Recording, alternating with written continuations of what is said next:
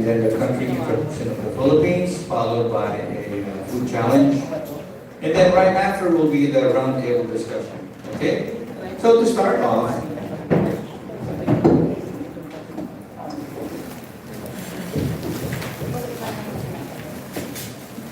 let's call on our Japanese delegation for the country introduction. Oh, Japan!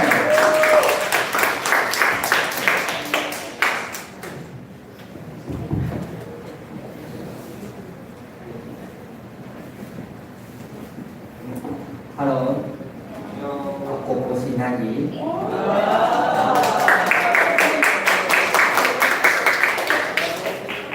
I would like to introduce three parts of presentation. First, Japan attractiveness. Second, development economy. And finally, workshop. First of all, do you know the Japanese national flag? It's a very simple design. The meaning of this flag is that the red rising sun symbolizes the rising sun. Red and white are the traditional colors of Japan and are considered auspicious. The area and population are as follows.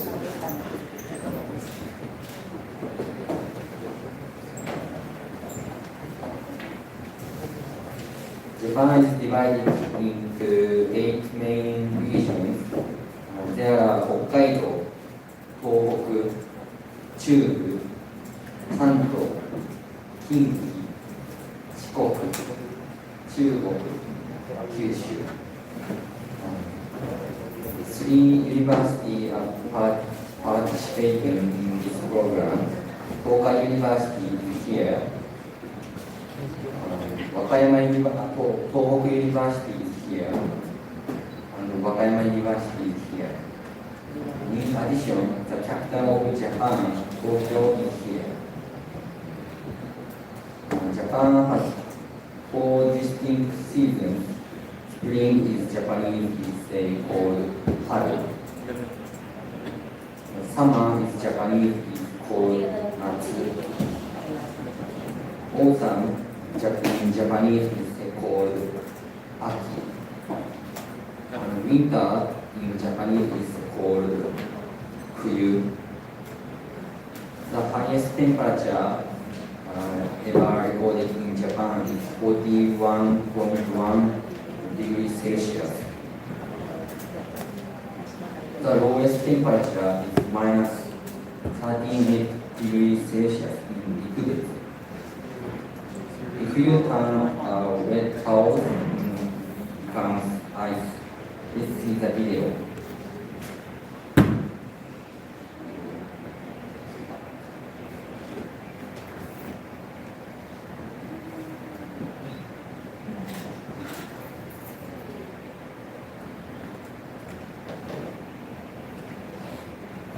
Next, I will introduce some recommended sightseeing spots in Japan. The first one is Harakurayama Singing Park.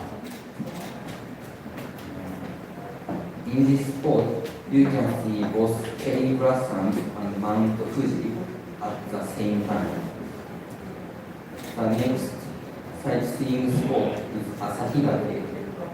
Asahidake is the highest mountain in Hokkaido, where snow begins to fall around October. Lastly, there is the Yokoteyama ski resort.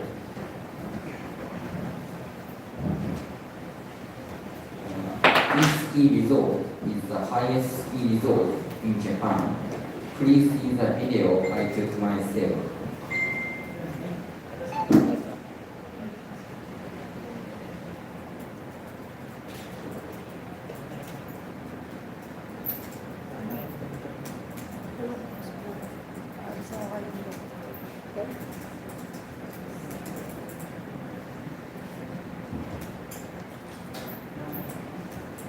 Finally, here are some animals I took near my house.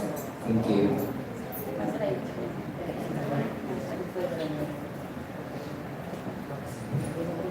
Hi, Uncle Poshi, you magagala ako makilala ka.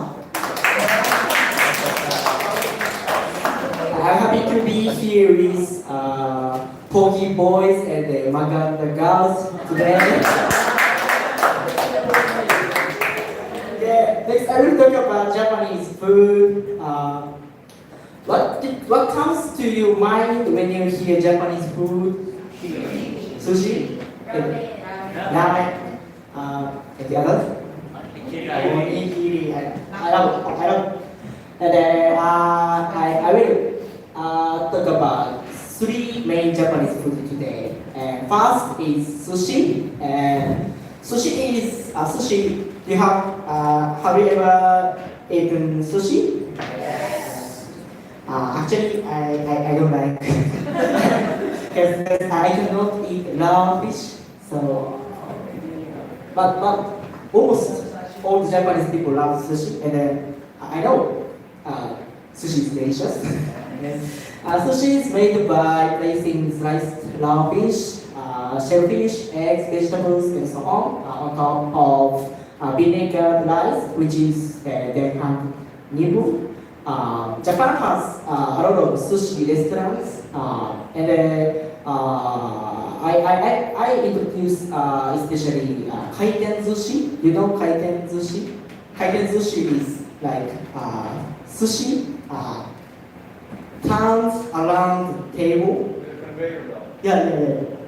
So and then they serve very reasonable sushi than other restaurants. So if you come to Japan, please go to try kaiten sushi. Next one is tempura. Do you know tempura? Yes. Tempura is one of the traditional Japanese dishes consisting mainly of deep fried vegetables, fish, or shrimp in a butter flour and egg. I also love tempura, and in Japan, people often eat tempura with udon, Japanese udon. I saw udon restaurant in Philippines already. Marugame Semen, do you know Marugame Semen? Marugame Semen served tempura with udon, and in Philippines, Marugame Semen also serve tempura. No, only udon in Philippines. Marugame Semen. Yeah. It's different, a little different from Japan's one. So if you come to Japan, you can enjoy tempura. Not only tempura restaurant, but also in udon restaurant. Next, the last one is my best one, the most favorite one, ramen. Do you love ramen? Yes. Me either. Ramen is mainly made with noodles and broths made from chicken or pork bones with soy sauce, salt or miso added. Ramen has a lot of types, depends on area or restaurants. So today I will introduce my best sushi ramens here. The next one is the type EAK ramen.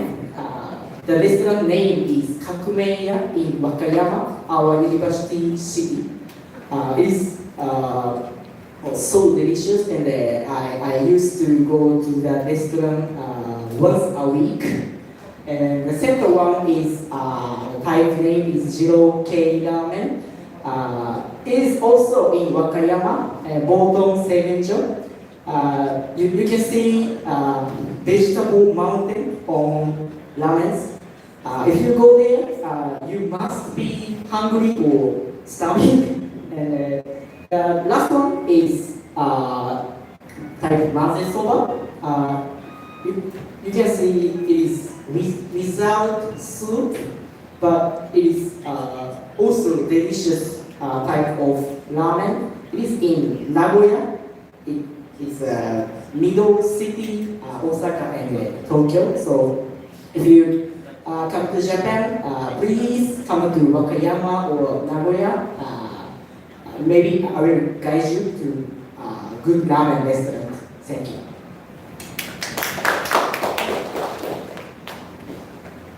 Hello everyone. From now, I'd like to introduce the charm of manga and anime, the pride of Japan. Firstly, it's quiz time. Yay! Are you ready? First question. What is the anime in which this character here? Demon Slayer. Yes, the answer is Demon Slayer. He is Tanjiro Kamado. This anime is the most popular anime in Japan these days. The total circulation of this manga reached 120 million copies and it is read by many people. The box office of the movie grosses of 32.4 billion yen in the first 73 days of its release. Next question. Yes, the answer is One Piece. This comic is recognized most copies published for the same comic book series by a single author by Guinness.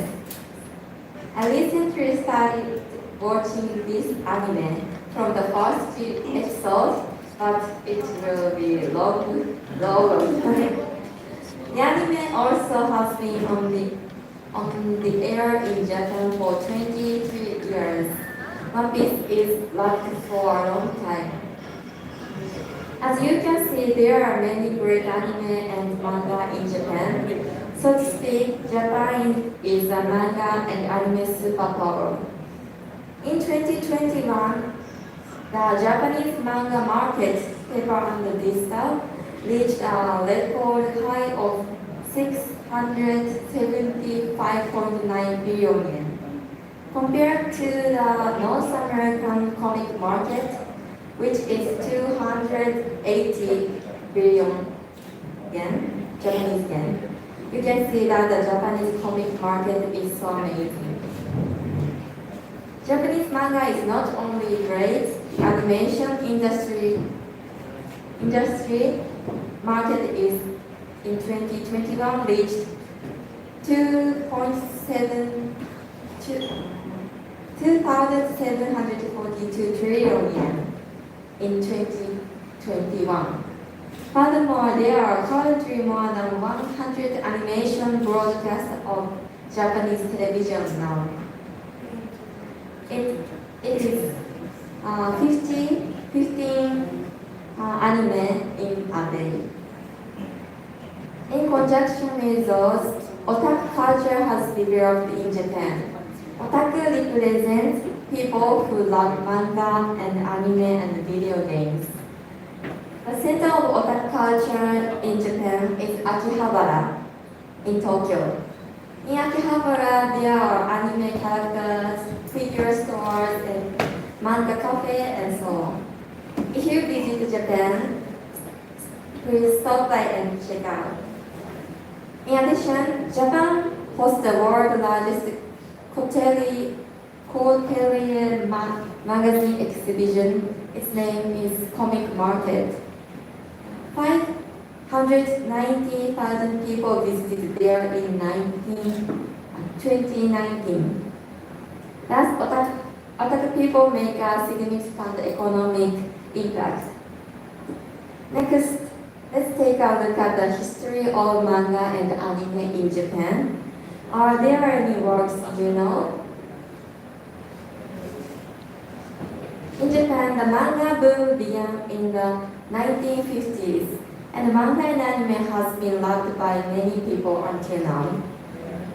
The atmosphere of the picture and the stories used to be mostly for children, but nowadays more and more works are being enjoyed by adults as well. Japanese anime and manga are also loved by people overseas. Dragon Ball, one of the Japan's most famous manga, has been translated in 96 languages as of 2019. In addition, the Anime Expo in the United States attracts people from more than 70 countries. I introduce a place you should definitely visit when you come to Japan. This is Universal Studio Japan. USJ is one of the largest theme parks in Japan. The reason why I am introducing it to you now is because USJ frequently collaborates with a lot of anime. You can experience Rise of Demon Slayer and Attack on Titan. I introduced the appearance of Japanese manga and anime. I hope you become interested in those. Finally, I would like to recommend 4 mangas that I highly recommend. These are popular mangas that I have researched from my friends, and they are absolutely entertaining. I hope you enjoy reading and watching the Japanese anime and mangas as much as I do. Thank you for listening.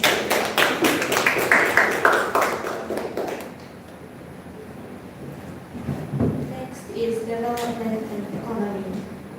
I'm going to give a presentation about the post-war Japanese economy. These are the outline of the presentation. First is about post-war reconstruction and catching up.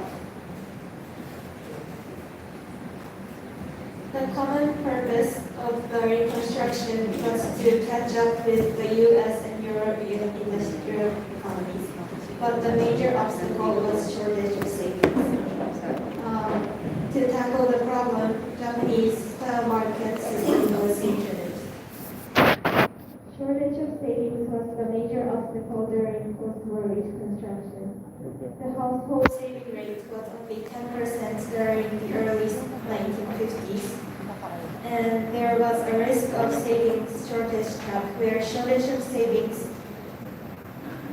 created shortage of industrial funds. To tackle the problem, the government adopted targeted policies and directed funds, and this made dynamic economic growth. The Japanese-style market system emphasized on building long-running relationships between economic agents. These included the long-term employment system, corporate governance, and main bank system. These all together consisted of catching up. Next, transition era and the bubble economy were known as the post-catch-up era. The bubble economy played an important role. The catch-up process seemed to have finished after the Japanese economy caught up with other industrial economies. However, the economic system failed to transform the former system, and the economic system didn't evolve nor adjust to the new needs in the post-catch-up era. Therefore, collective business practices and government interventions largely remained. This failure created a bubble economy. A bubble economy is a speculation in financial and real estate markets. This occurred from the lack of innovative investment opportunities and poor corporate governance.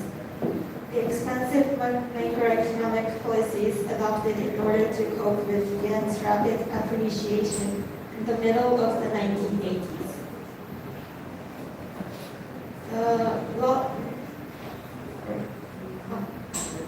The bubble burst for mainly 2 reasons, are as follows. And the economy rapidly fell into recession. Finally, the lost decade is from the 1990s and on. And during this period, the economy struggled with the aftermath of the bubble, burst bubble. It is also known as a stagnant economy. After After the bubble burst, the recovery process was slow and fragile. The decade after the bursting of the bubble is known as the lost decade, and the economy entered a steady recovery phase after 2002. There are some problems the Japanese economy is facing. For instance, excessive investment caused excess capacity. In addition, when the adjustment of excess has been delayed, problems like long-lasting stagnation will occur. Massive expansion of government expenditures and the money supply leaves public debt overhead, despite the fact that the government tries to adjust the excess. And the Japanese economy is planning to recover by the following way: stopping inflation, reforming the public sector and its budget, resolving problems, and stimulating business sector confidence. The purposes for the economic plans are to get economic self-reliance, full employment, and stable development. Thank you.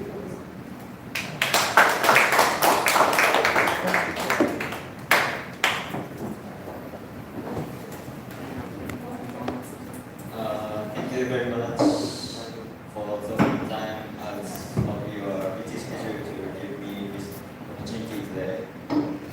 It was a great experience for me to learn strength and unity and friendship. Thank you.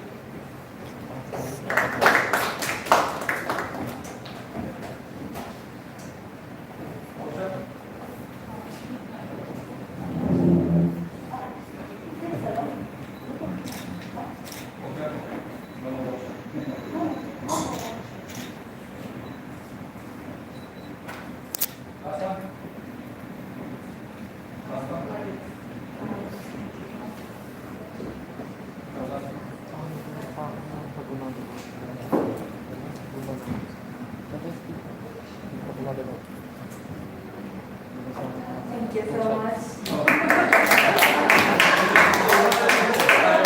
Okay, we're waiting for the origami, but I think we're cutting time short, so I now turn you over to the Philippine side. Can I borrow the connector?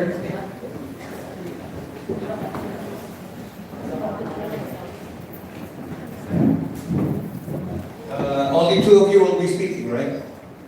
How many? Now we should have translated that. Yeah, cut it short because we still have this thing majiggy happening.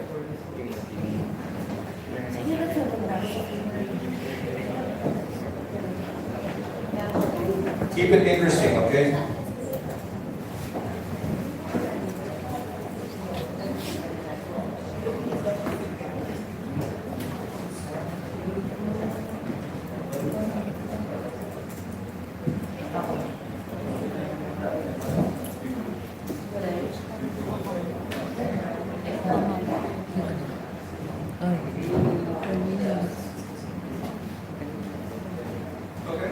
Good morning, everyone. Good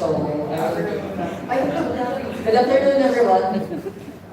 I will be the one who will discuss the geography of the Philippines. So, welcome to the Philippines.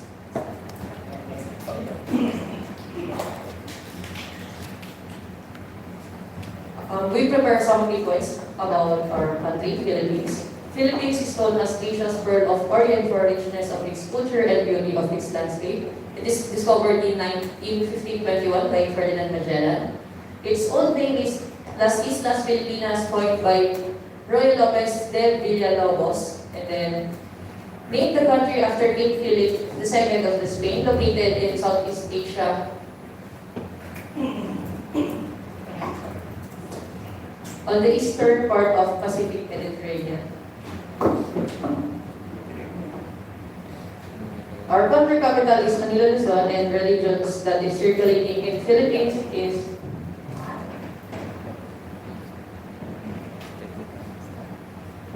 Continue. the religion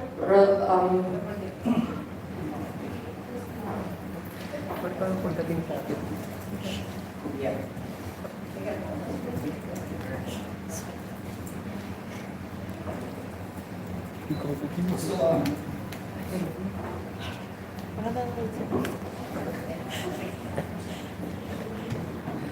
Go on, keep talking. As what I've said earlier, religions in Philippines is Roman Catholic and Islam. So for the geography of the Philippines, Philippines is a nation of over 7,641 islands located in Southeast Asia, situated in the Western Pacific Ocean. It is the second largest archipelago in the world after the Indonesia. And its geography is stunning mix of tropical rainforest, volcanic mountains, and pristine beaches.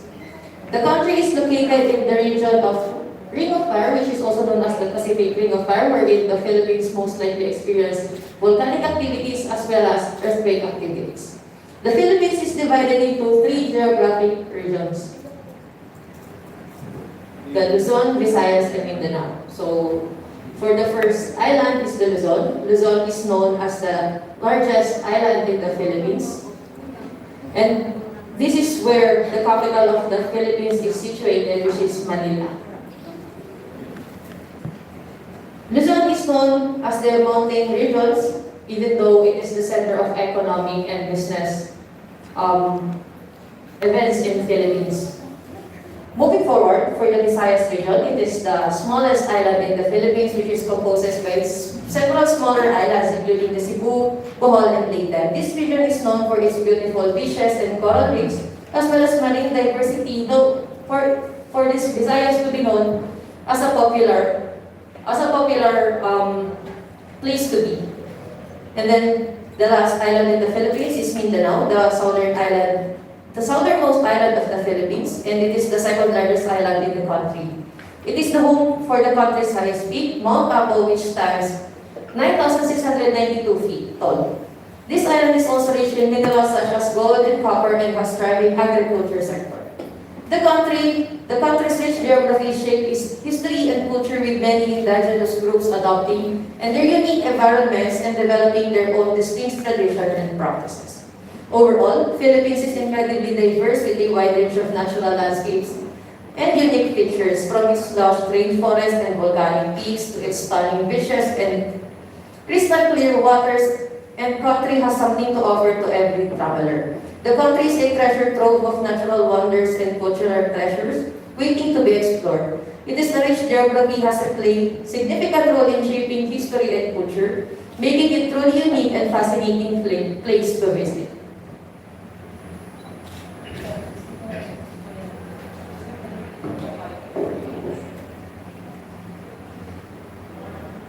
Right, let's proceed to the political details of the Philippines. So the Philippines is a democratic republic located in Southeast Asia with a population of over 100 million people. The political system of the Philippines is characterized by a presidential form of government which was established after the country gained independence from the United States in the year 1946. The government is composed of executive, legislative, and judicial branch. The executive branch of the Philippine government is headed by the president, who serves as both the head of state and the head of the government. The legislative branch of the Philippine government is composed of the bicameral legislature, which is composed of the Senate and the House of Representatives. The Senate is composed of 24 members, while on the other hand, House of Representatives is composed of 297 members. While lastly, to the judicial branch of the Philippine government is composed of a Supreme Court, which is the highest court in the country in other lower courts. The Supreme Court is composed of 15 justices who are appointed by the President and contribute to the Commission on Appointments.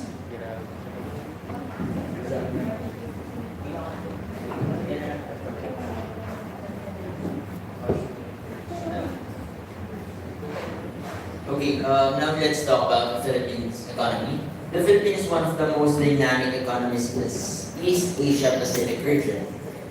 With increasing urbanization, a growing middle class, and a large and younger population, the Philippines' economic dynamism is rooted with stronger consumers.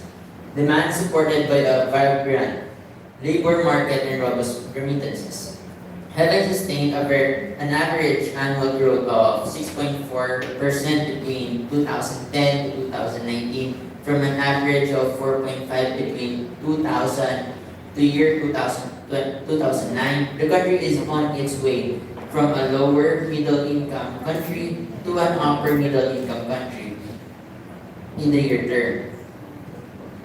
The Philippines economy has shown strong growth momentum during 2022, with the GDP rising to 7.6 year by year in the third quarter of 2022.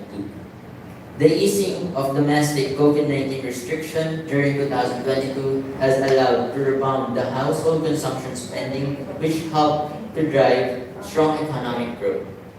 Household consumption expenditure grew by 8% in the year by year in the end of 2022, while gross capital formation rose to 21.7% year by year.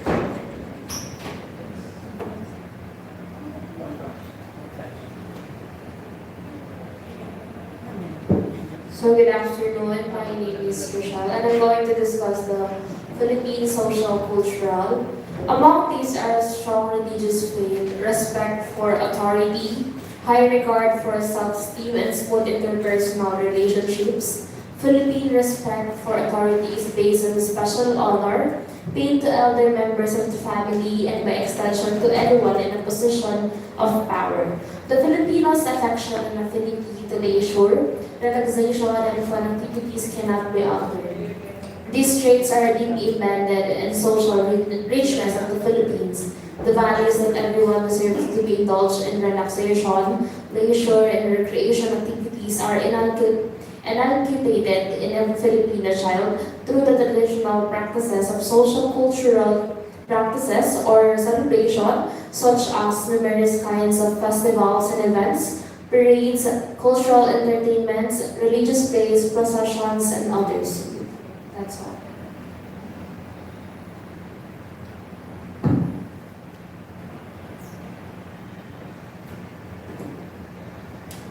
This is the other Filipino ways of showing respect. We have pagmamano. It's an honoring gesture, the person giving the greeting, bows towards the hand of the elder and press their forehead of the elder's hand as in the image on the right side. The second, we usually say po and opo as words used by Filipinos to show their respect when talking to elders or to someone that they respect. Then for older sister or older brother, we use ate for older sister and kuya for older brother.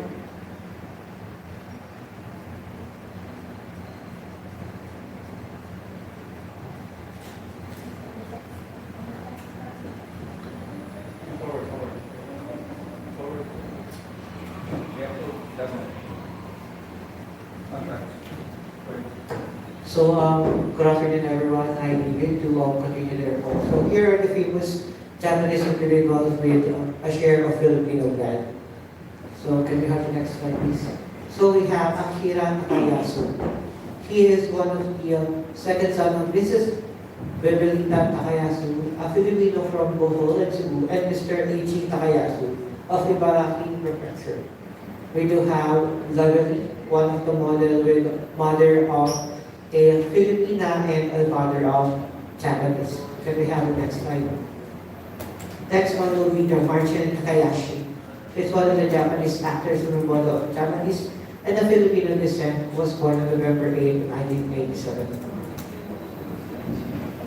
Fourth, Eliza Higuera, born in the Philippines on April 16, 1996. She is a Japanese actress, fashion model, and singer, and she started modeling in 2009. She also has a mother of a Filipina. And lastly, Alan Shiharama, the brother of Lavie, as provided a while ago, half Filipino and half Japanese actor, which have a mother of Filipino as well.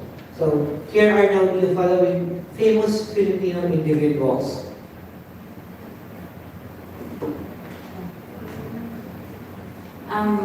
Here's our Philippines individuals. First is Pia Wurzbach, Filipino-German beauty queen, model actress, host, and a TV personality. And Pia Wurzbach was crowned as Miss Universe in 2018 and made, so next step. So next is Ruby Catriona Gray, an Australian Filipino model, singer, queen, and television personality, and AMS ambassadors, and she is Miss Universe 2018. And we have Manny Pacquiao. Manny Pacquiao is the famous national boxer in the Philippines. And then we have Heidi Diaz. Heidi Diaz is weightlifter that winning gold for the Philippines at first time in the Olympics. At the Tokyo Olympics. And then lastly is Efren Bata Reyes, was the frequently played for money in the United States, and he was a famous billiard player. All right. Are we done? Last one. I want to talk about some words that were derived from the Japanese language, and I want you guys to confirm if these are true. So, yeah.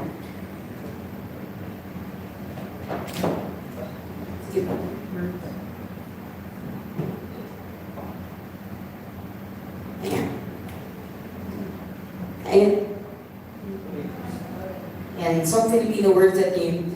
The first one would be dahan-dahan.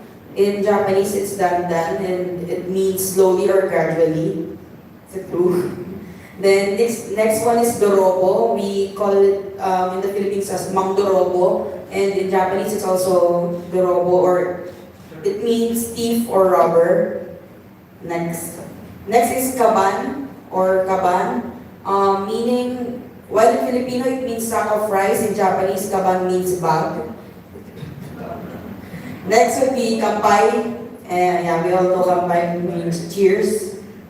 Next, tamang-tama or tama-tama, meaning coincidentally just right. And then tansan, this one's a tricky one because in Japanese tansan means soda, but in us it means bottle cup, the bottle cup of sodas. And then lastly would be jak and poi, or in Japanese it's jang and pon, meaning rock, paper, scissors, but now that you use it, or the term is janken. Thank you, that will be all. Okay, so they forgot to mention one Filipino Japanese who's,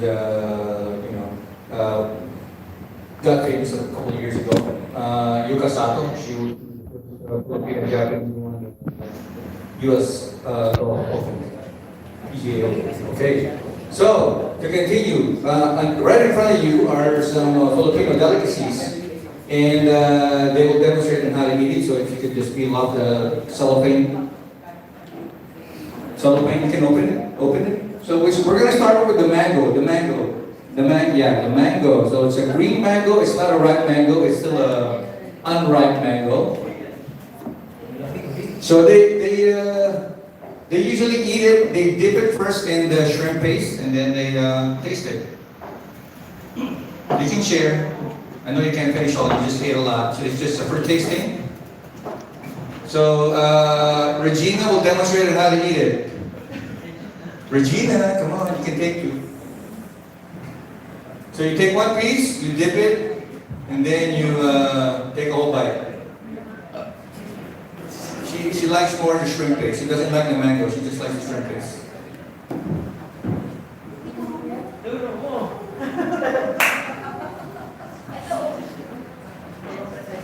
Rochelle, can you describe how... So take the mango first, at least one piece, and then dip it on the shrimp paste. One, at least one. She's taking two. She's taking two. And you eat it like naturally. Like this. And then you chew. It's so awesome, right? So it's like I know Japanese has a lot of pickled fruit, like omeboshi. Pickled plum. Right? So this is different. It's not pickled. It's really sour. Okay? So next item. Where's the next? Where's the next item? Who will demonstrate how to eat the... No, the butcheron. Butcheron, this one, the brown one. This one. So the next Filipino food that we will try right now is called butcheron, or fried internal organ. No, it's the throat of the chicken. Ayun. Chicken, throat of the chicken. This one. Yeah. You can eat it raw, or you can dip it in vinegar.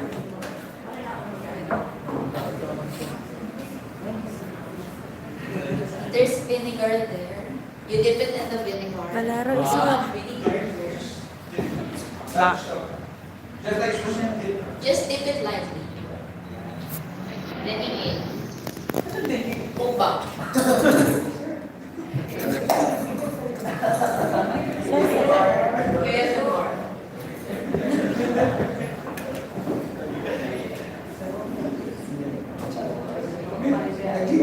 I gave them a while ago.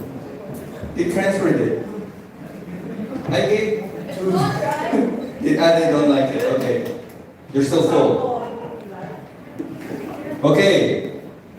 Good so far? Good? Okay, last one. Last one. Okay. Sandy? Last one would be balut, or it is duck embryo. Duck egg. Duck egg. With an embryo inside. Okay. You copy what he's doing, ha? Get your egg. And then crack it on the table or on your... Crack it slightly. On the pointy part of the egg, like on the pointiest part of the egg. Or on the top part of the egg. And then you peel just a little part of the eggshell.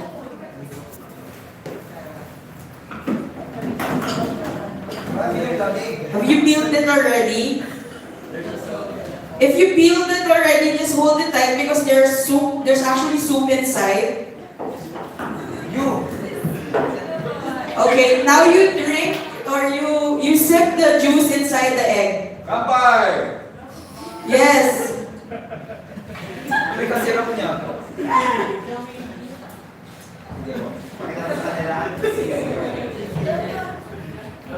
Did you guys drink it already? Drank it already? Go you! Yay. That's my man!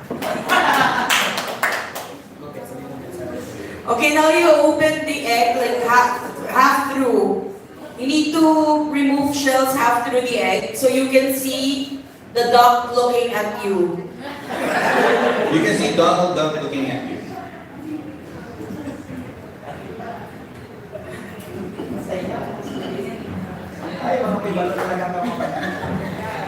Can you guys see the duck looking at you? Show it. You need to open it halfway. You need to see the duck. It's a baby duck. Guys, look! Guys, look at what he's doing.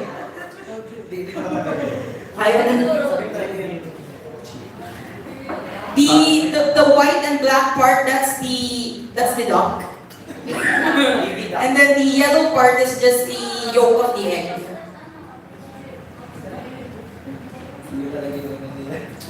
You can put vinegar in it, but I don't think you have spoons. Or can you hold it? It's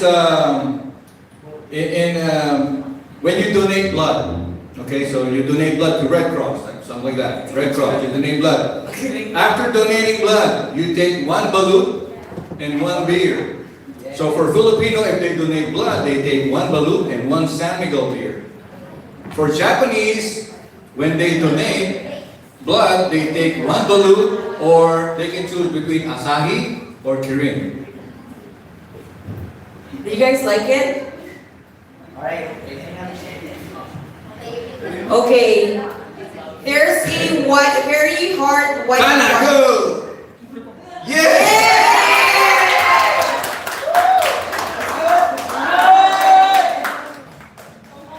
Okay, you win. One more balloon. Go you! Go you! Go you! Yo! Yeah! Everything.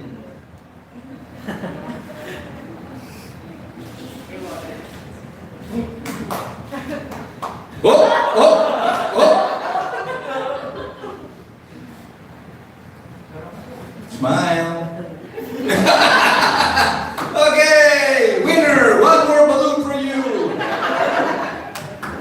Okay, thank you very much. I hope you enjoyed your discussion. So I know you're still munching on your food, so I would now like to call on our moderator for the roundtable discussion. You can continue eating. You can continue eating the balloon and we have tissue here for those who want tissue. One more balloon. Souvenir. Okay, so I would now like to call on Dr. Jose Pascua, our moderator for the roundtable discussion. Hello, good afternoon. Delegates from Japan, from NYC, and to our Vice Presidents. All right. I forgot. I'd like to acknowledge our Vice President for Professional Development, Captain Lino Paterno.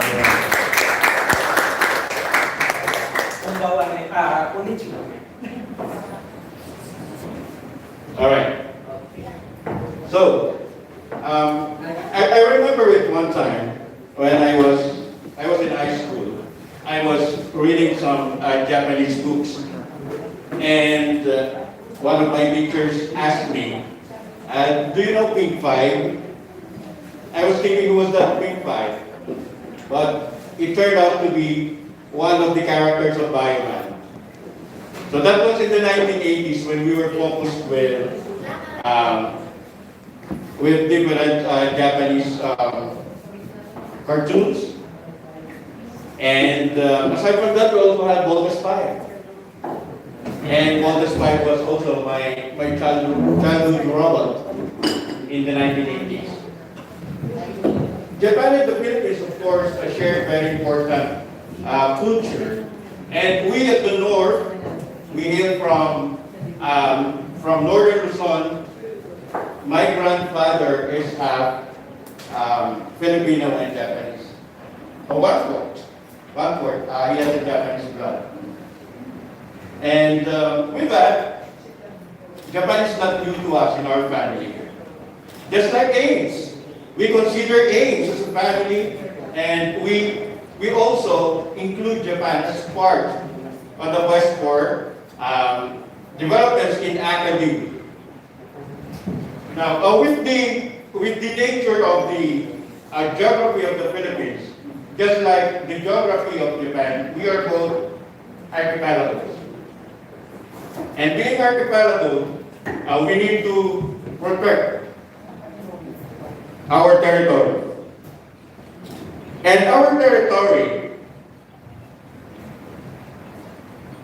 with different islands and islets, we consider a big archipelago, we rank second, and Japan is also an archipelago, right? Composed of the big four islands.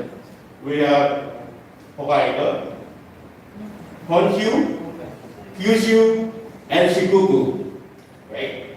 All right, and with that, we are guarding our maritime domains. Here at our western side, we considered this before as South China Sea. But in the previous years, we have made it with another name, the West Philippines. And now, this is one of the gateways of maritime commerce. How are we going to protect this territory? The delegates from the Philippines, or my students here at AMS, they have visions about protecting the maritime domain there, and to protect also the Philippines from, we have piracy and illegal fishing. Now let us hear from them. Later on, we will also share the same ideas on how we consider the West Philippine Sea as a very, very important strategic area.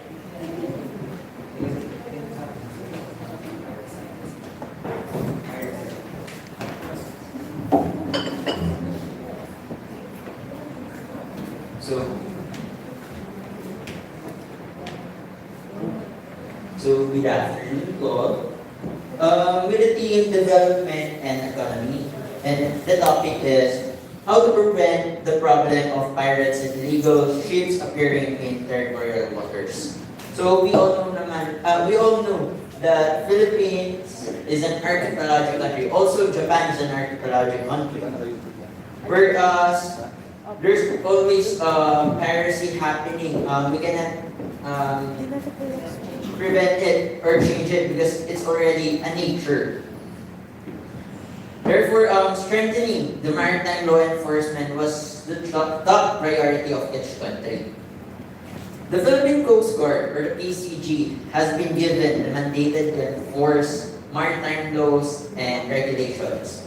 We all know that in maritime disputes, we have Navy, and we also have Coast Guards.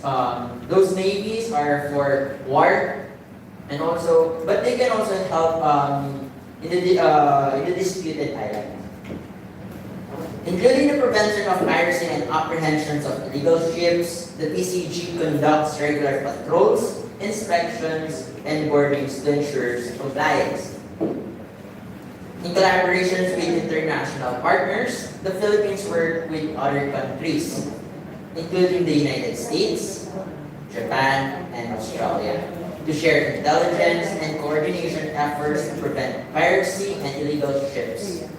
The country also participates in regional organizations such as the ASEAN, Regional Forum, and Regional Cooperation Agreement combating piracy and armed robbery against ships in Asia. The deployment of Philippine Coast Guard contributes to maintain good order at sea by conducting regular patrols, surveillance for safety and navigation of ships, to safeguard ships from illegal attacks and promote freedom of navigation. While the deployment of naval forces, or the navies, also plays a significant role in preventing piracy and illegal ships. The Navy deploys its assets to patrol Philippine waters and conduct joint operations with the other maritime law enforcement agencies. Implementation of maritime security measures. The government has implemented various measures to enhance maritime security, including the installation of vessels, tracking system, the establishments of maritime surveillance centers, and the deployment of security personnel to ports and critical infrastructures. For the awareness campaign, the Philippine government also conducts awareness campaigns to educate the public and raise awareness about the danger of piracy and the importance of reporting suspicious activities. Overall, the Philippine government is committed to preventing piracy and illegal ships, and it continues to take steps to enhance its maritime security capabilities. Okay. Okay, go on. Sir, from what you have said, we already mentioned.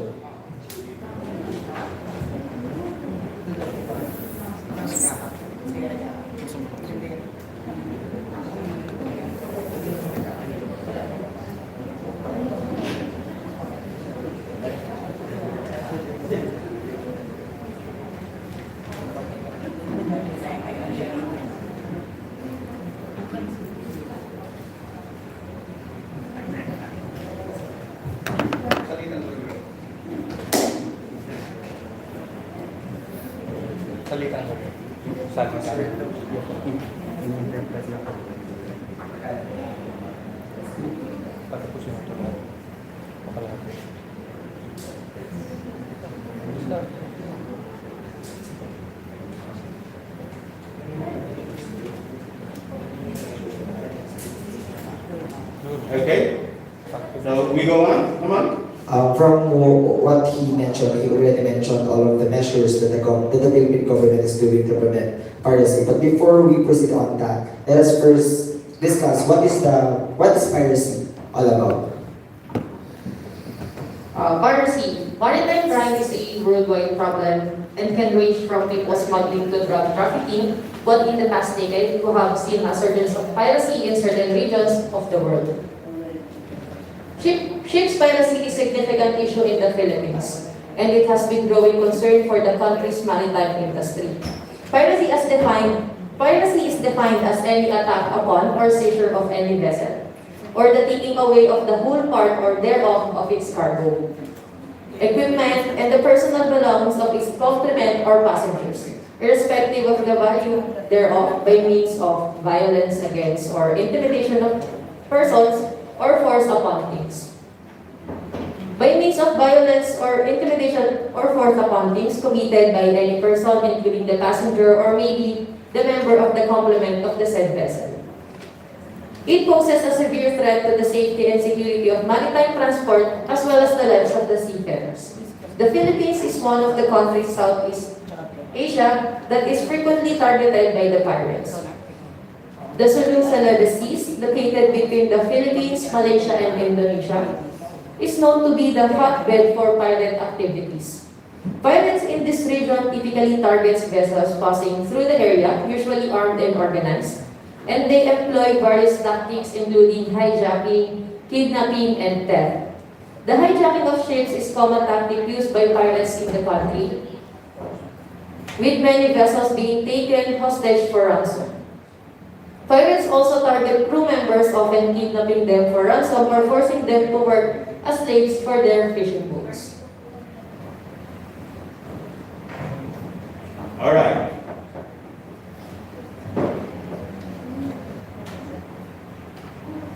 So the West Philippines, with the territory there the West, we have to protect it. We have to make it a haven with commerce.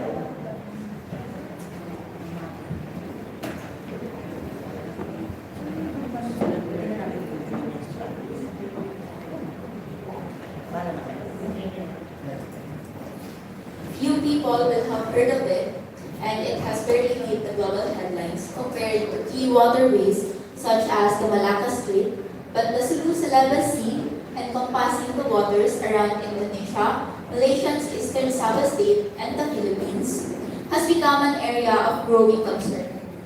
Since March 2016, a spate of kidnap for ransom incidents have been reported there and in the waters of eastern Sabah. These attacks were attributed mainly to the Abu Sayyaf militant group operating out of the southern Philippines, although some appear to be criminal groups. What is worrying is their evolving modus operandi. They initially targeted slow-moving, low-freeboard vessels such as tugboats and fishing trawlers. But they have since become more brazen, making attempts on larger ships in the area. Notably, a South Korean flag heavy load carrier was attacked in southern Philippine waters in October 2016. This frequent occurrence of piracy caused the Philippines to be known as New Somalia. In recent years, there have been numerous incidents of piracy in the region, leading to increased concerns about the safety of maritime travel. A total of 97 incidents of piracy and armed robbery against ships were reported in Asia in 2020. The increase of incidents in 2020 occurred in Bangladesh, India, our country, the Philippines, Vietnam, South China Sea, and Singapore Strait. In the Philippines, 13 incidents were reported in 2020. One of the particular concerns on that year was the situation of abduction of crew in the Sulu-Salaba Seas and waters of Eastern Sabah. Remains a concern as demonstrated by the abduction incident on a fishing trawler on 17th of January of Sabah, Malaysia, passing by Tawi-Tawi and Sabah waters. there has been one reported kidnapping in the Sulu and Celebes Seas, reportedly linked to the ASG or the Abu Sayyaf group, a violent Islamic separatist group operating in the southern Philippines. Also of concern was the increase of incidents at the ports and anchorages in the Philippines in 2020.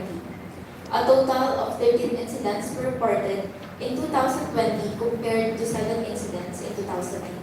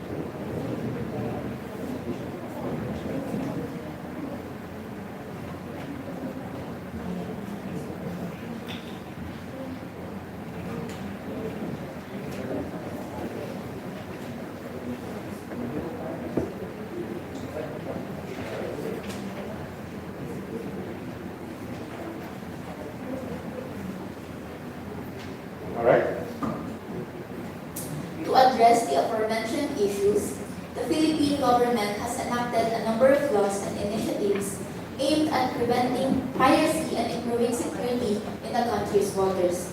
One of the key pieces of the legislation is the Republic Act number 7659. Under this law, anyone who commits piracy or robbery on the high seas can be sentenced to the penalty of reclusion temporal in its medium and maximum periods, including life imprisonment and even death penalty.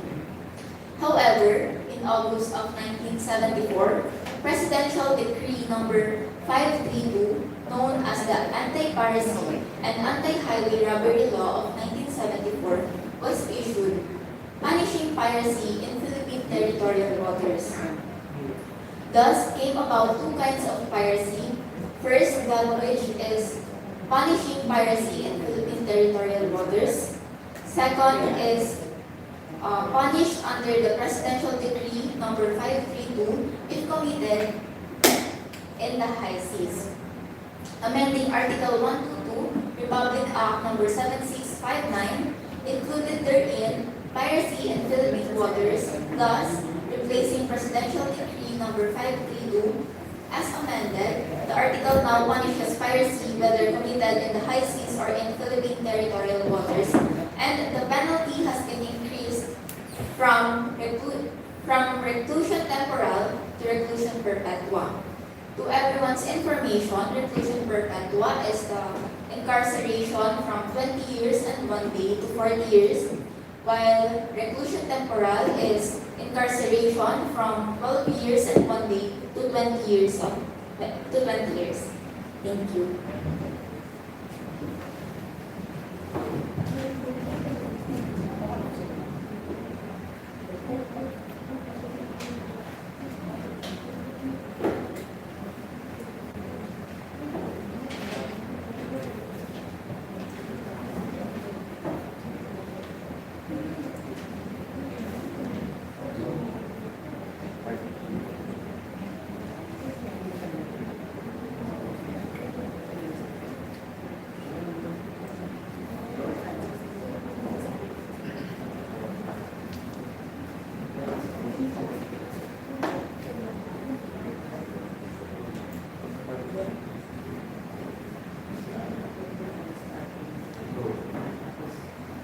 Okay?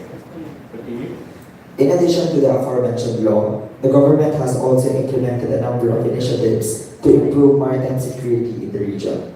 This includes the creation of the Philippine Coast Guard, which is responsible for patrolling the country's waters and responding to maritime emergencies, and the establishment of a joint task force comprising of military, Coast Guard, and police personnel to combat piracy in the Sulu and Celebes Sea.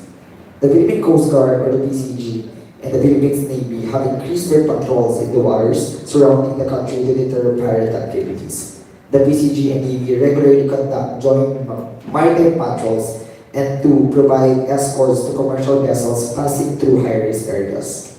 They also use high-tech surveillance equipment, including radar and sonar systems, to detect and track pirate vessels. The PCG has also established a maritime information sharing system with neighboring countries such as Indonesia and Malaysia to exchange information and coordinate responses to piracy incidents. This includes sharing intelligence on piracy threats, as well as collaborating on joint patrols and operations.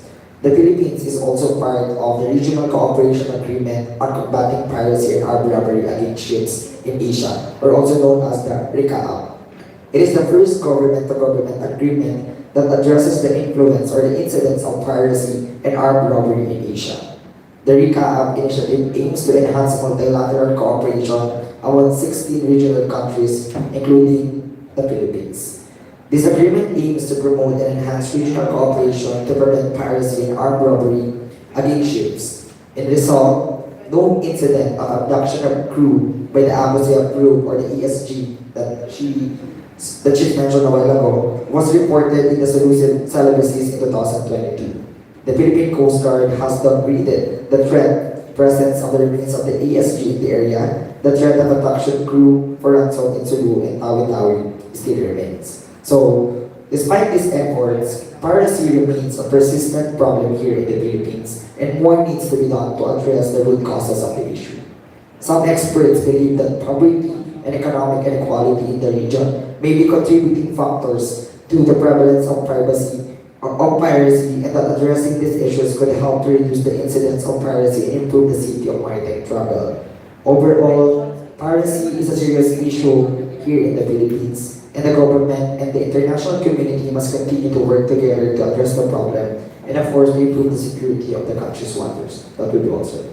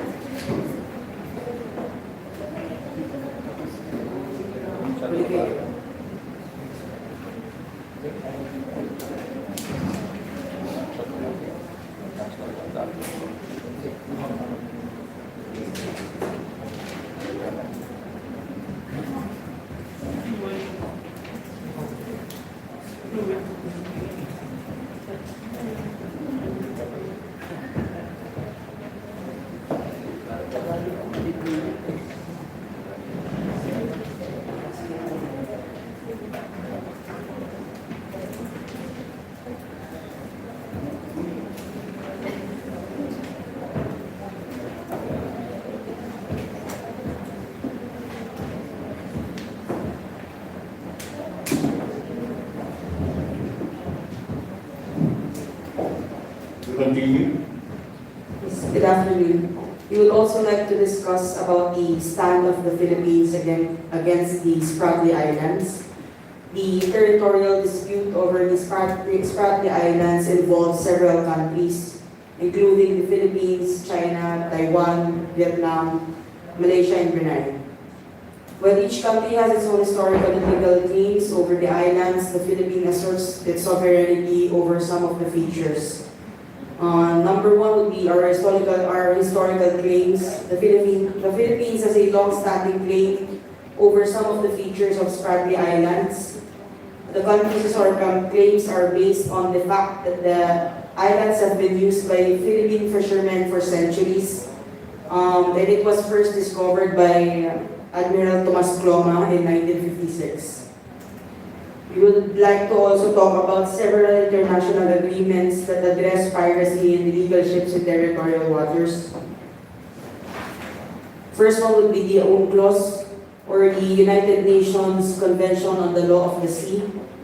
The Philippines also claims sovereignty over the features of the Spratly Islands based on the provisions of the UNCLOS. Under UNCLOS, a country has exclusive economic rights over an area of 200 nautical miles from its coast known as the Exclusive Economic Zone or the EEZ. The Philippines claims that some of the features of the Spratly Islands are within its EEZ and are therefore part of its territory.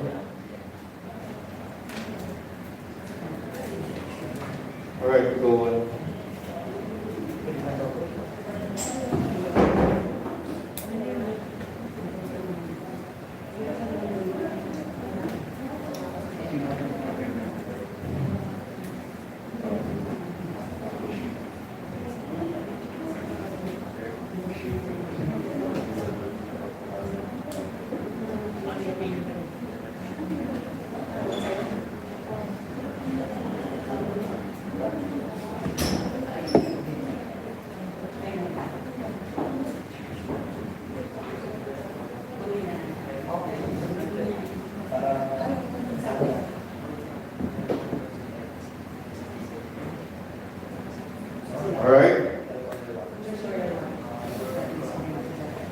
All right, go on.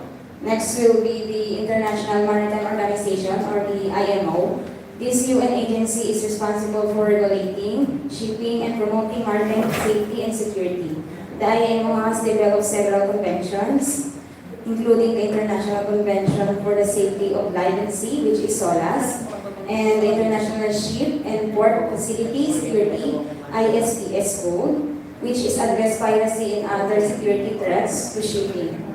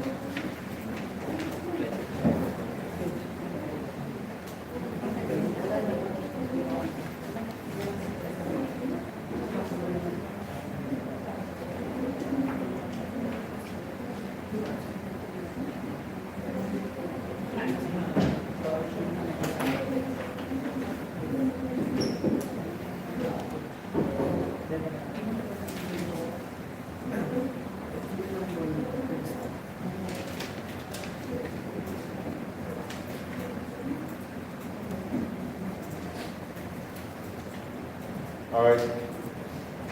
Good afternoon. In terms of the status of the Philippines against Landline Island, the International Tribunal ruling in 2016 in the UK, Netherlands, ruled in favor of the Philippines, claim over of the features of the Spratly Islands.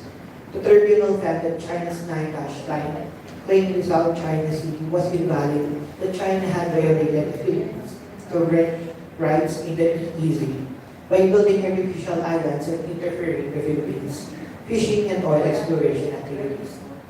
Lastly, while the territorial dispute over the Spratly Island remains unsolved, the Philippines maintained its sovereignty claim over the features of the island based on the historical, legal, and international law grounds.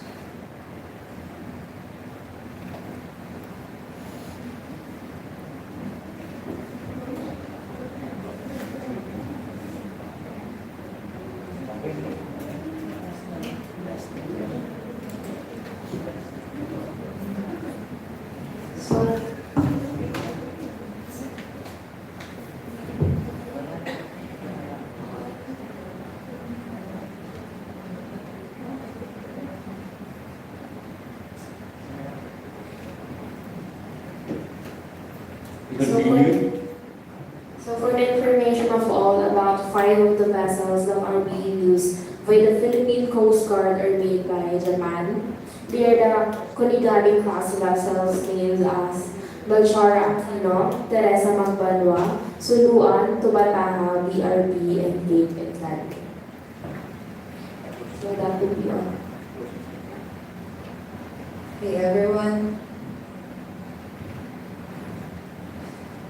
So I'm here, the English have discussed it about the Philippine side, about different maritime issues, especially about the West Philippine Sea.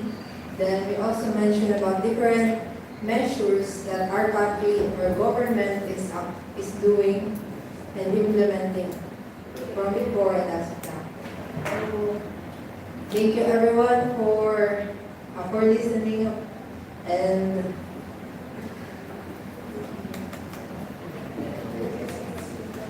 I hope that that you have learned something from our side. Thank you. Thank you. Now, let us have also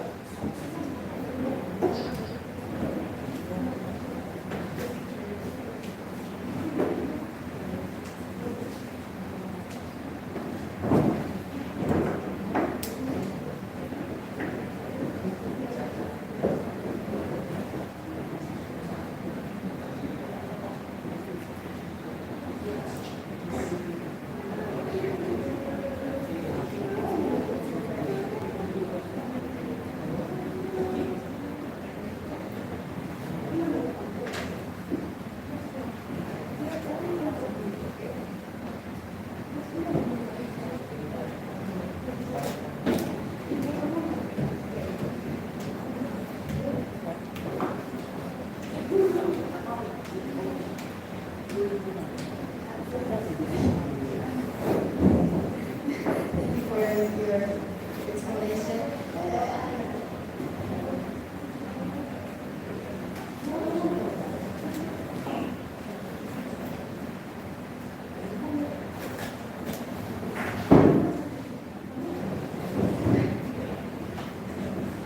Japan is also island, so some government, some tech government.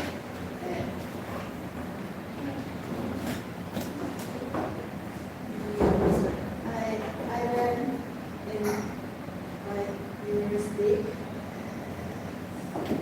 Japan gave control visas to the Philippines by ODA. And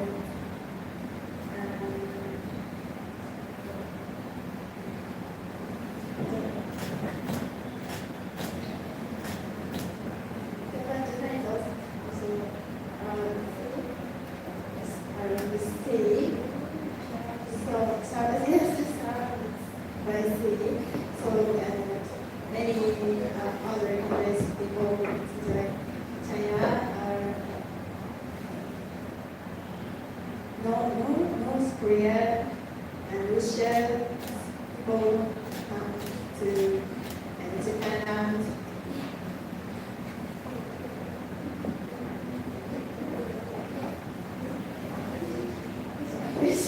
Fishing, and they leave their garbage. It is also damage Japanese environment. It is also a problem. In Japan,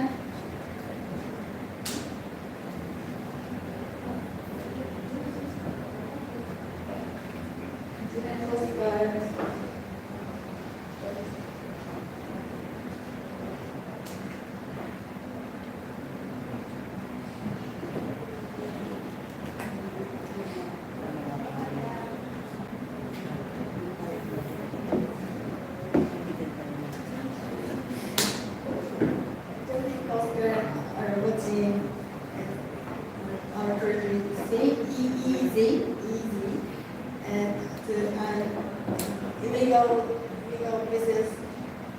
They call illegal business to go out, and some illegal business goes out, but others are still fishing.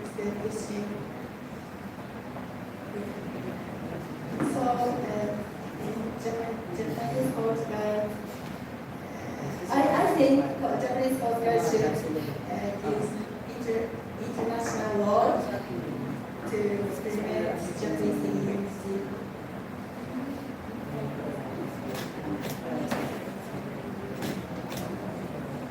all right.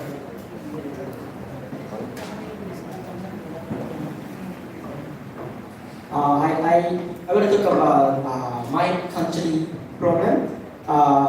as she mentioned, Japan is also island country, and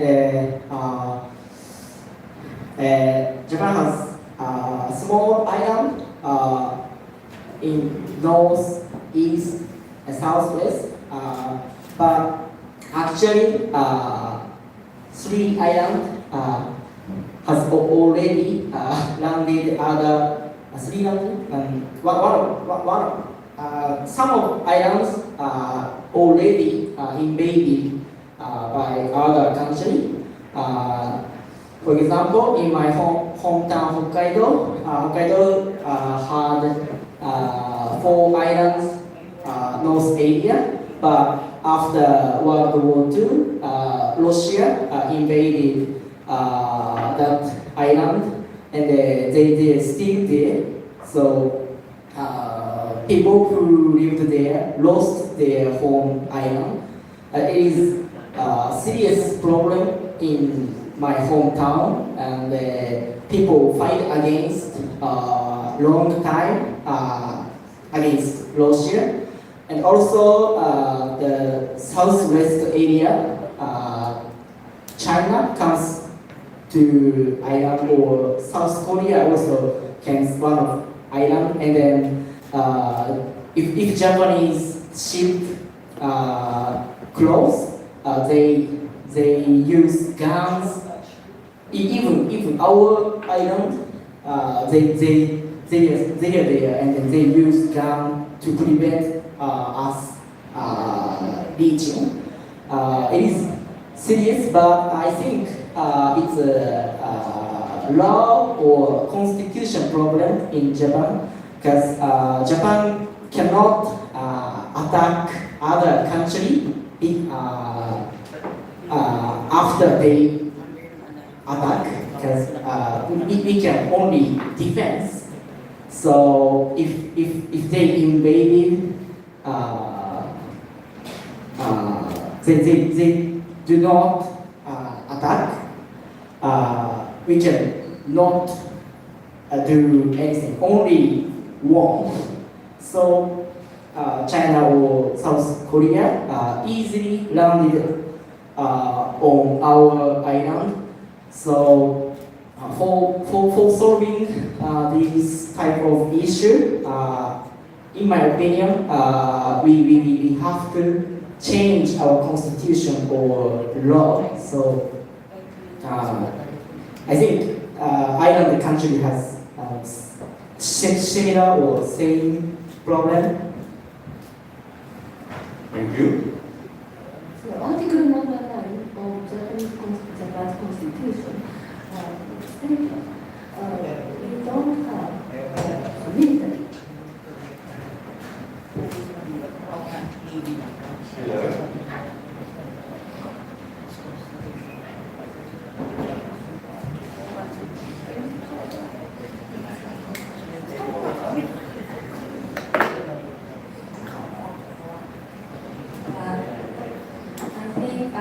One of the reasons of the invasion, like he mentioned it, is relationship between country to country. In Japan, Russia and China and Korea is North Korea. Russia, China, and North Korea in Japan has a little bad relationship. So to solve this problem, we must make good relationship to other country. Thank you. More?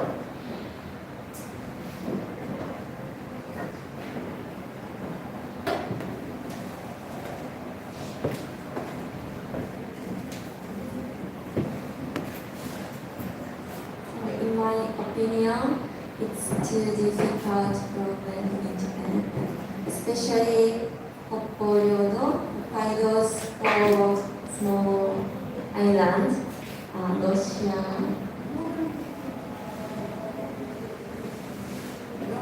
Territorial issue go to Russian people come in the islands, and they live so long time, and many people were born in the islands, so the island became their hometown now. So it's difficult, I think. It's difficult to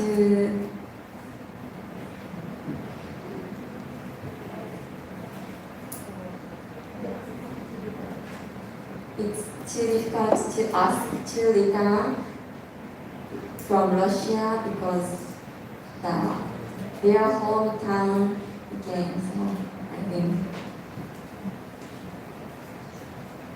All right.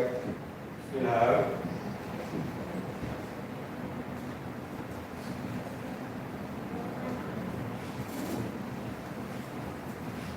Recently, the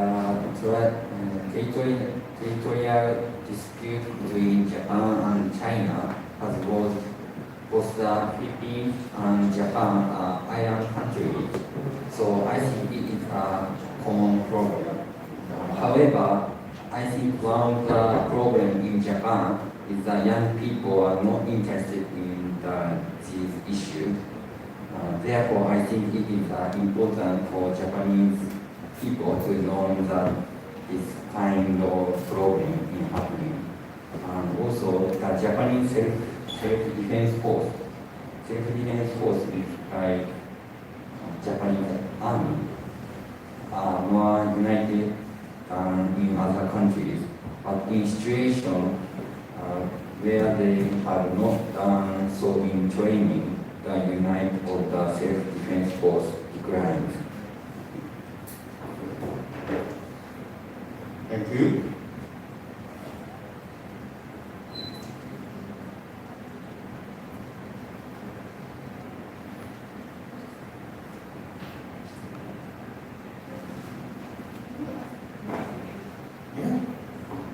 I have one question.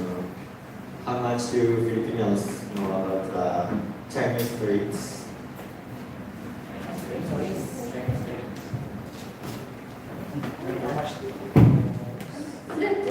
China street.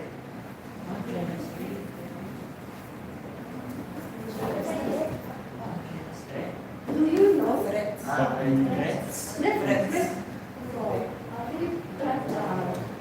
Filipinos know the threat from China to Japan. Do you know? Actually, I've read an article about that the ASEAN, the Philippines is asking a support to the country like Japan, and it actually create tension between China and the Philippines, because if the Japan and as well the United States contribute to the effort of military aspect of the Philippines, it can create a military conflict. That's why the Philippines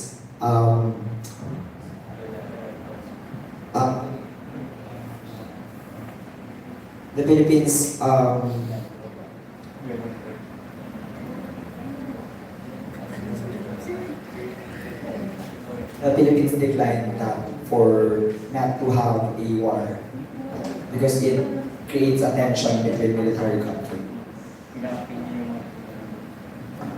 Maybe his point is, do you know the threat from China to Japan?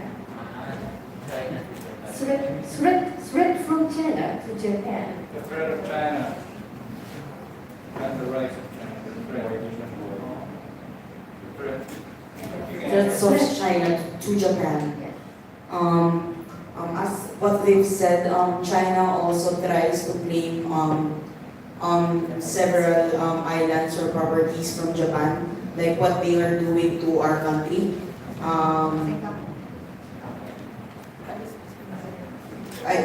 I'm not very sure of the specific islands. As what you've said, it's the 4 islands of Hokkaido. That's the very threat that we know about. Thank you. Do you know that? Western Islands. Good. Anything? Anything more? Come on.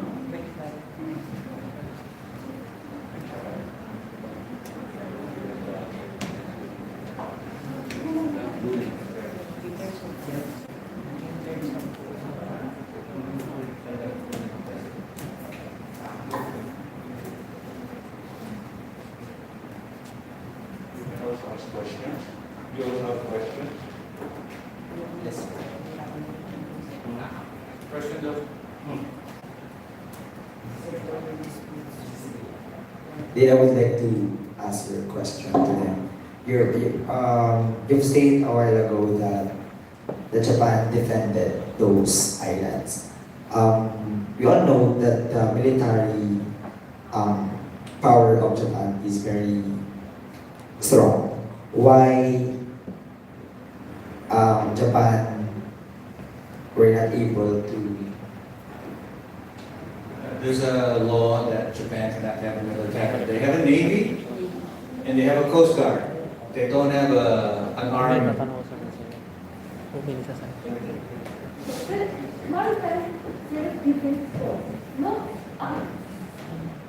Navy and coast guard don't have.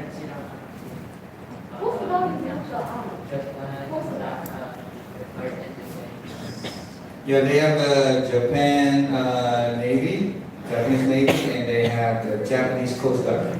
That's all they have. They don't have Air Force, they don't have Army, they don't have Marines. We have Japan and also maritime self-defense force, land self-defense force, and air self-defense force, but no military. Military, self-defense force, so it's only protecting, not instigating. All right.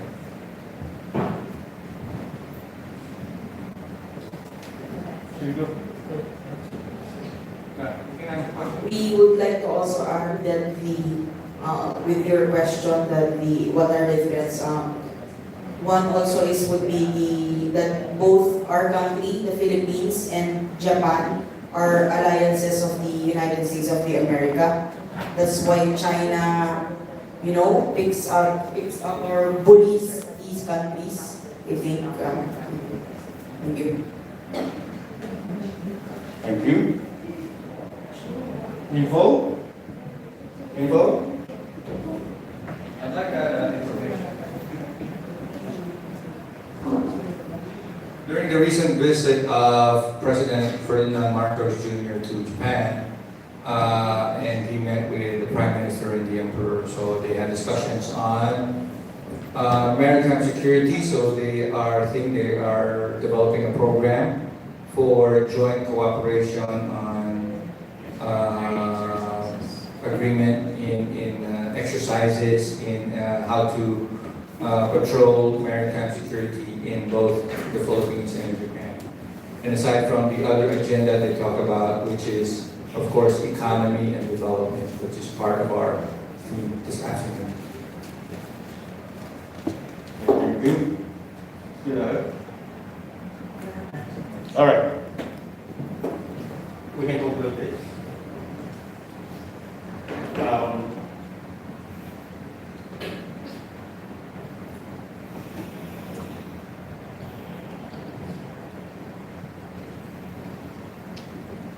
Okay, thank you very much, Dr. Pasqua. Thank you very much, students from Wakayama University, Tokai University, and Tohoku University, and also to the Asian Institute of Maritime Studies cadets and students, to our coordinators and staff from the Japan International Cooperation Center, and to the representatives of the National Youth Commission.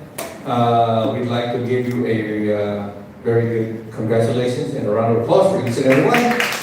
For this successful roundtable discussion this afternoon with the theme,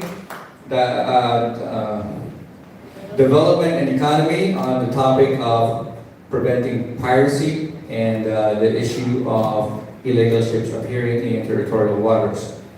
I'd like to call on front Ms. Joy Garner to help me distribute the certificates of appreciation first, and then participation to our delegates.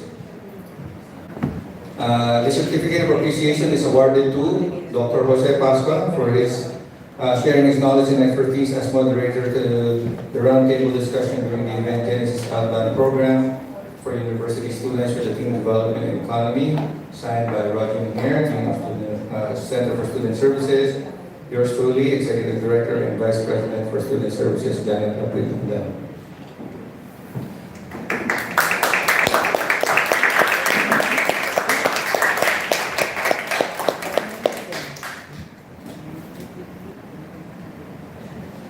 Okay, and now to the students. First, our visiting guest. The certificate of participation is awarded to the following students for actively participating in the event JENYSYS Outbound program for university students with the Team Development and Economy, given this 3rd of March 2023 during this 29th founding anniversary of AMS in Pasay City, Philippines. Signed, Roger Niner, Dean of Center for Student Services. Yours truly, Executive Director and Vice President for Student Services, Janet Abridjan. Ayana Ogata.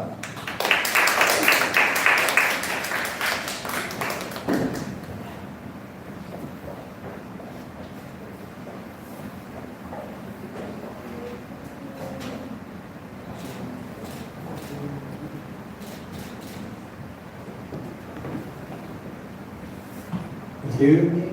Yu Misoka.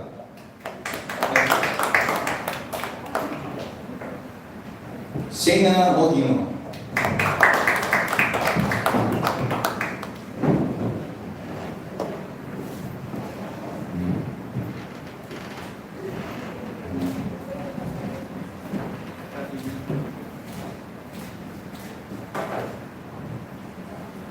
Kana Miyata.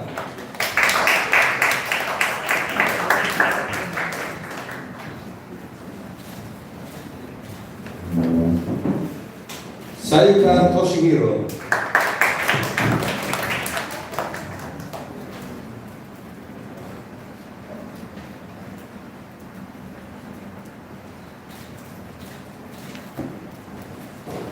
Yu Otani.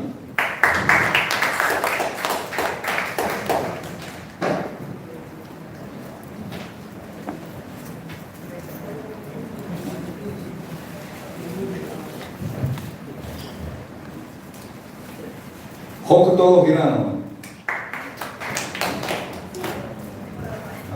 In the clinic. Naoya.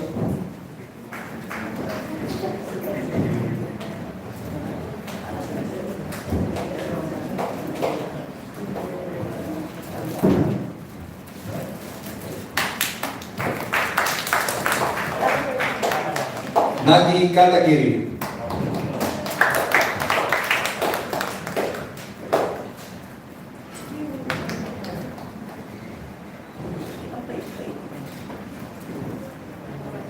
Mi Iwatani.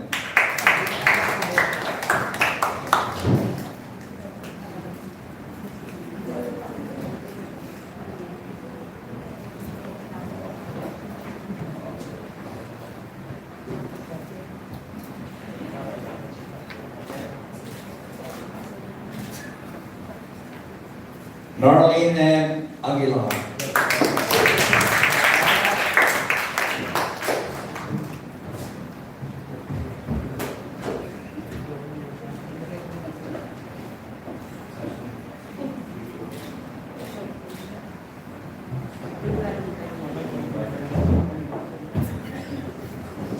Michelle Campilio. Michelle Campilio.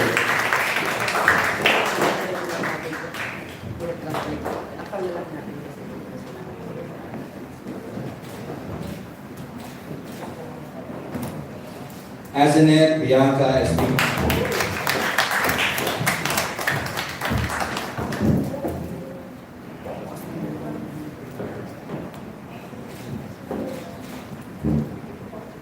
Micaela Joy Garner.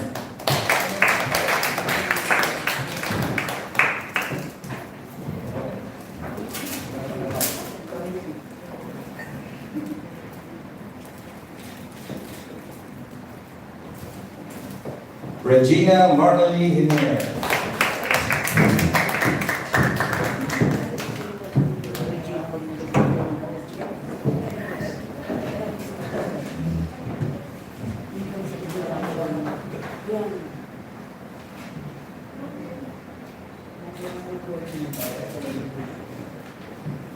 Dale Lawrence Mendoza.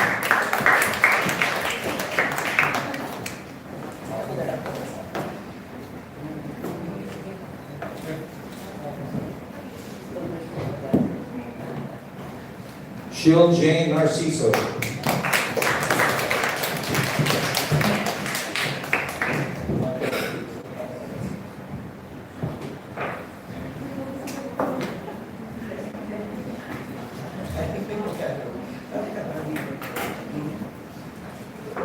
Marian Jones Delchadas.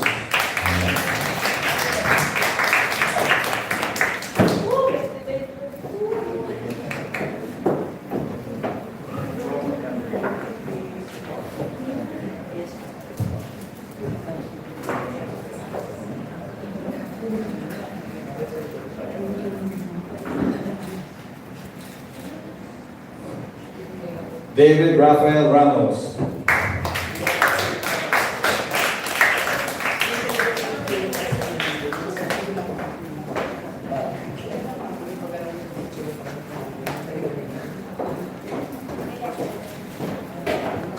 And John Francis Santelices.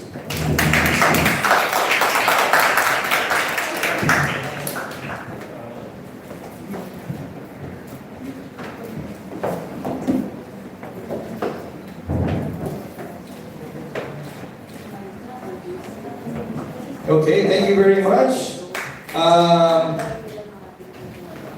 We also have some souvenir gifts from AMS to our Japanese counterparts, but I am not sure of the sizes, so we'll just have it here and distribute it to you by size because I don't have the names and the sizes. So, okay. Cadets and students, please help us out.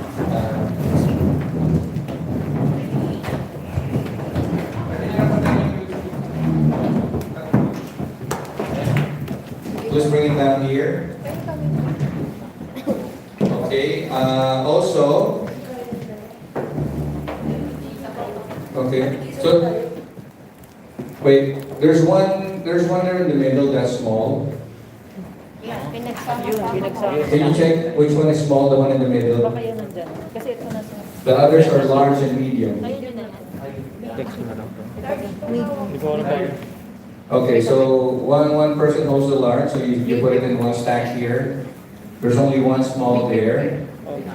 So I'm not sure who is who.